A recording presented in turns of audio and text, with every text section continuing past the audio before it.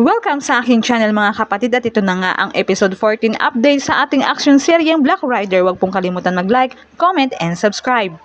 At ito na po ang inyong pakatutukan. Sa bahay nila Senador William ay naroon pa rin si Mayor Alfonso. Pilit na hinanap itong si Shasha. Kabado nga itong si Shasha at Senador William sa pagsugod ni Mayor. Dali-dali itong nagtago si Shasha. At nang makapasok itong si Mayor Alfonso sa kwarto ni Senador William ay hinanap na itong si Shasha. Ayon kay William, hindi niya magagawang iputan sa ulo itong si Mayor Alfonso. Sabat naman ni Mayor Alfonso ay sana nga.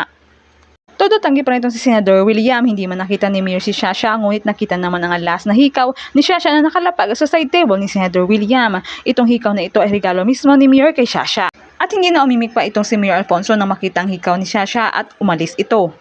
Sa pagharap ni Black Rider, Nolan at Calvin ay mag-isa itong nilabanan ni Black Rider at gigil na gigil itong si Nolan para patayin si Black Rider dahil sa pagpatay sa kanyang anak at itong si Elias ay gigil na gigil din nang makita itong si Calvin.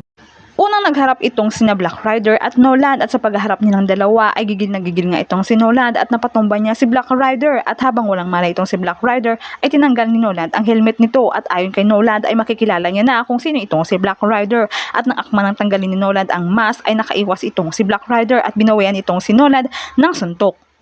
Habang nasa hapagkainan itong si Paeng sa bahay ng kasintahan niyang si Joanne kasama sina General at mga magulang ng babae ay biglang may natanggap itong mensahe at dali-dali naman nagpaalam itong si Paeng sa mga magulang ng babae. Ayon kay Paeng ay may pupuntahan lang itong emergency. Habang binabawian ni Black Rider ng suntok itong si Nolan, binutukan ni Calvin ng baril itong si Black Rider at sinundan pa niya ng paghagis ng bomba. At dito na nga sumugod ang mga grupo nila Paeng sa kota nila Nolan. Pinasok nila kung saan ang bodega at sa pagsugod nila ay umatras sila Calvin at Nolan kasama ang mga grupo nito. At tinulungan ni Black Rider ang mga babaeng bihag at pinaubaya ito sa mga pulis at doon sa stasyon ng pulis ay nagsalita ang mga babaeng bihag sa mga pulis at handa silang magtestigo laban sa mga sindikatong dumukot sa kanila. Sa bahay naman nila Edgardo Magallanes ay naroon sina Nolan at Calvin nagbabangayan dahil sa palpak na operasyon nila at tinawagan nga nito ni Senyora si General Policarpio para gawa ng paraan para hindi matuloy ang investigasyon sa mga nahuling babaeng nadukot nila. Nang umalis na nga itong si Mayor Alfonso, ay nag-usap itong dalawa na parang matagal na nga itong tinitikan ni Mayor Alfonso itong si Shasha at natanong ni Senador William kung ano na raw ang gagawin nila. Sabat naman ni Shasha ay kailangan na itong dispetsahin si Mayor dahil sa gabal na ito sa mga plano nila.